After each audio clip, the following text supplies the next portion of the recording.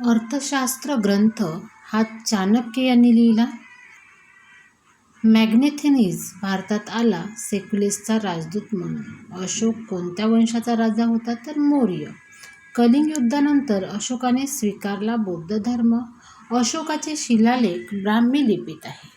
तर गुप्तकाळ ओळखला जातो स्वर्णयुग म्हणून. तर समुद्रगुप्त भारताचा नेपोलियन म्हणून. आर्यभट्ट संबंधित गणित व खगोलशास्त्र. कालिदास संस्कृत कवी.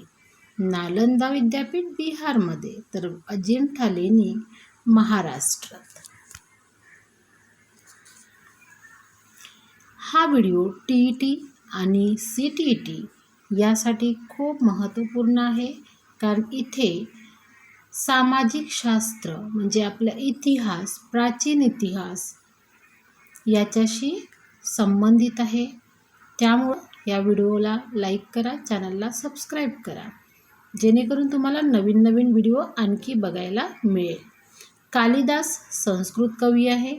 नालंदा विद्यापीठ बिहार आहे. अजिंठा लेणी महाराष्ट्रात आहे. एलोरा लेणी औरंगाबाद जवळ आहे.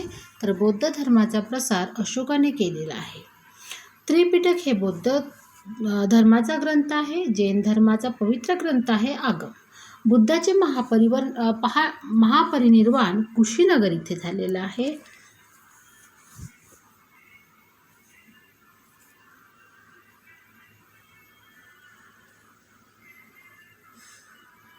तर गौतम बुद्धाचे बालनाव सिद्धार्थ होते. महाजनपदाची संख्या 16 आहे. तर मगधची राजधानी पाटलीपुत्र आहे.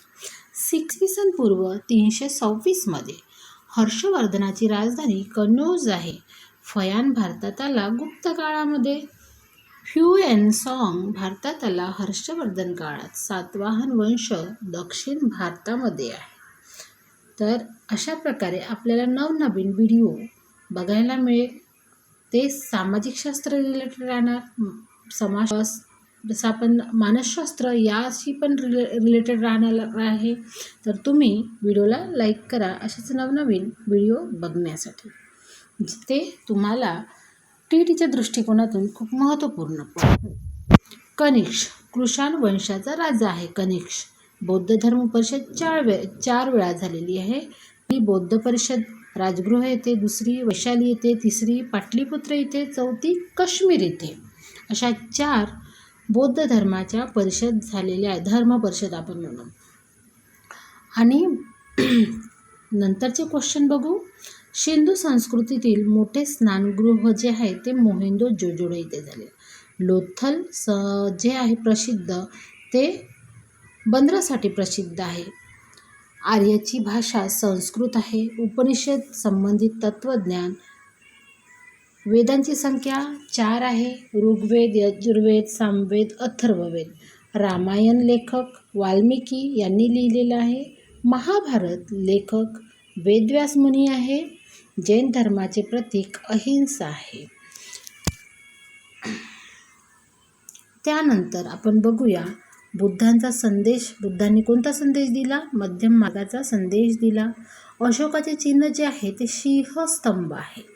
भारताचे चिन्ह सारनाथ स्तंभ आहे. भारताचे राष्ट्रीय चिन्ह सारनाथ स्तंभ. गुप्त काळात विज्ञानाची प्रगती, त्याच्या काळामध्ये विज्ञानाची प्रगती झाली. दशमान पद्धतीचा विकास भारतामध्येच झाला. शून्याचा शोधसुद्धा विक्रमशिला विद्यापीठ बिहारमध्ये आहे. तर आपला भारत जे आहे सगळ्यात म्हणजे विज्ञानाची प्रगती असो, गणिताविषयी असो, सगळ्या गोष्टीचा शोध आपल्या भारतामध्ये पहिले लागलेला आहे.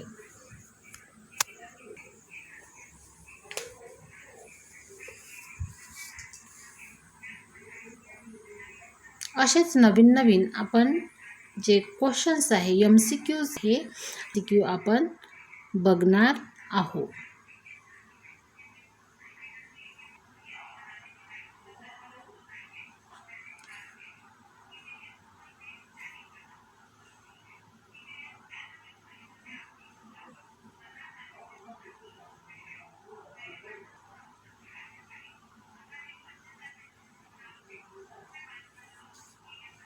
बुद्धांनी उपदेश दिला तो पाली भाषेमध्ये दिला. महाजनपद